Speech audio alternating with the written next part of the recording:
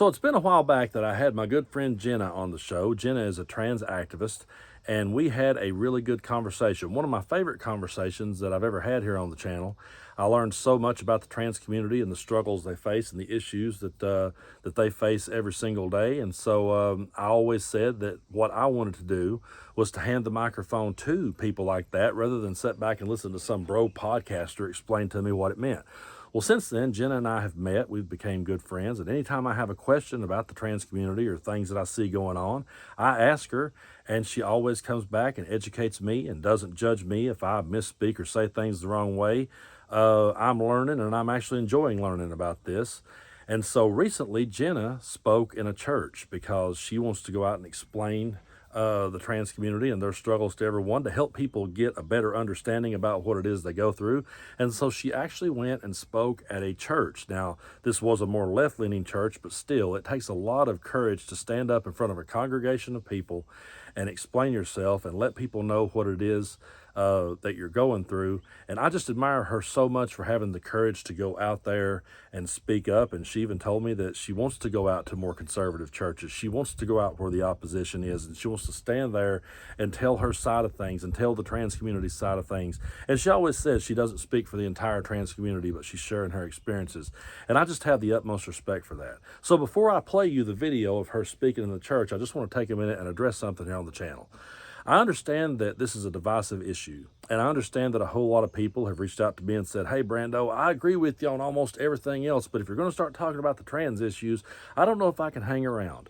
Well, I got to thinking about Governor Andy Beshear and what Andy Beshear said when he was on the Midas Touch Network. He talked about how that you need to stand for what you believe in, and then you need to explain to the people why you take that stance. Andy Beshear says we have to give our whys. So that's what I'm going to do. I'm going to tell you why that I had Jenna here on the channel, why that I'm about to play you the video of her speaking at the church, and why that she's welcome here anytime, and why that I'm never going to shut up talking about the trans community and the struggles they face. Folks, I truly do believe in the philosophy of if they come for one, they're going to come for us all. And we've seen that happening. We've seen the Trump administration coming for everyone, not just trans people. But we've also saw Donald Trump stir up so much unnecessary hate and so much unnecessary bigotry towards the trans community, and has done so with bald-faced lies. Bald-faced lies that was easily proven to be false. Like this whole idea that people were sending their kids to school, and their kids was leaving for school that morning as a little boy and coming home as a little girl, and there were litter boxes in classrooms and just all the ridiculous stuff that he put out into the world. Well, when he put that type of stuff out into the world, what it did was it appealed to the most hateful and to the most bigoted. And the hateful and the most bigoted then goes out of their way to make someone like Jenna's life a living hell, goes out of their way to troll every post they make and every step they try to take forward. There's somebody there trying to knock them back because they heard the bullshit that came out of Donald Trump's mouth. They heard the bullshit that came out of all these ministers, so-called ministers' mouth, that spread all this hate out into the world. And I'm just so tired of seeing people picked on just for being who they were born to be. I'm not here to judge it. I'm just here to simply develop a better understanding about it.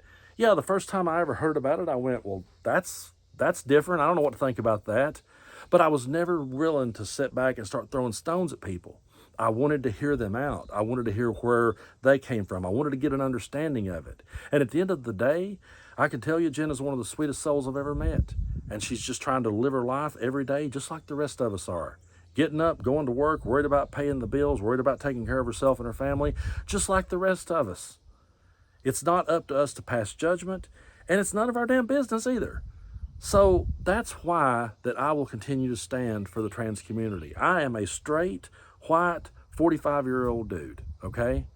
And I live in the Bible Belt. I joke and say that I'm in the buckle of the Bible Belt. And I say a lot of times, you know what? I don't want to talk to these people anymore. I don't have anything to say. I don't want to go to church and talk to them and try to win them over. But I admire the fuck out of Jenna for having the guts to go to a church and then say to me, you know what? This was a more left-leaning church, but I'll go into the lion's den. I'll go into the lion's den and stand up for people and tell about our struggles. I respect that. So that's why I stand with Jenna. That's why I stand with the trans community. And for those of you that, may have problems with it and may agree with me on 9 out of 10 issues, and this is the one that you don't, okay, maybe you could learn something if you would just take the time to watch this video. It truly moved me, and I think if you would listen to it with an open mind, it will move you too. Thanks for listening.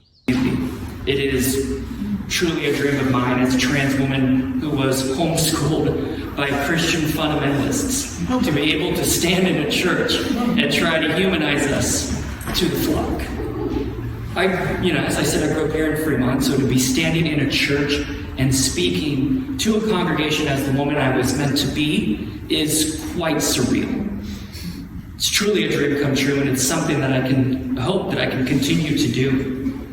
To quote the great Michael W. Smith, he broke the old rules steeped in tradition.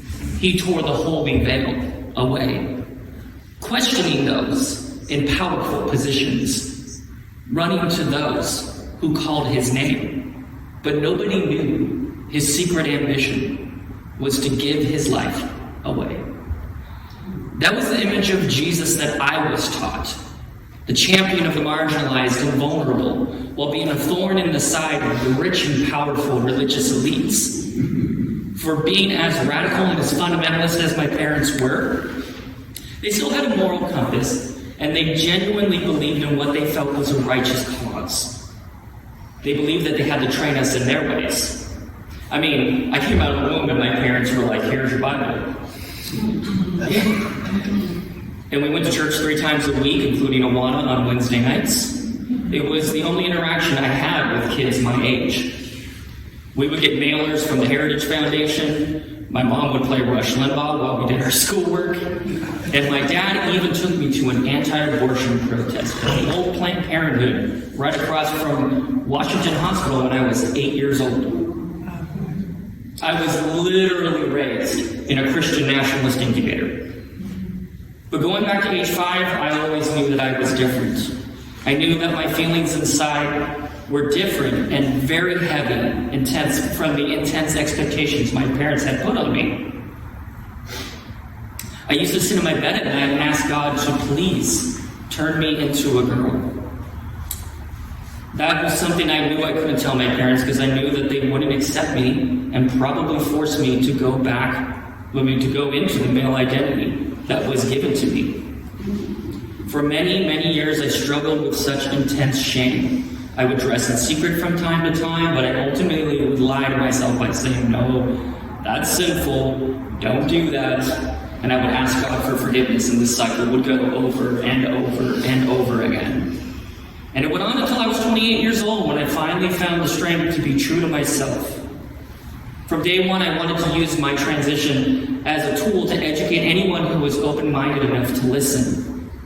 While I lost many people who refused to accept me, including close friends and my dad, I was fortunate enough to retain many people I grew up with in the church, along with most of my family, and I've made so many incredible new friends that love me for me. 10 years later, after completing all my surgeries, I'm finally at the point in my transition where I am fully me. I am beyond privileged with the ability and opportunities to do what I truly feel I was born to do. Help those understand who we are and what we're all about. Especially in this time of rising fascism, where those in charge are the very same religious elites Jesus gave his life to defeat. If Jesus was on earth today, guaranteed he would be a trans activist.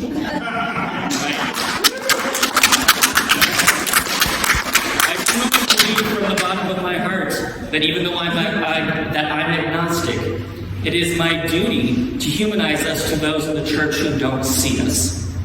I truly believe that those who spew evil, who want to erase us from society, are a very small minority, granted very loud and powerful minority, but a minority nonetheless. If given the chance to learn, I truly believe a majority of people are good and will side with us over those who only have hate in their heart. Thank you again, truly from the bottom of my heart. Have a blessed day. Trans rights are human rights!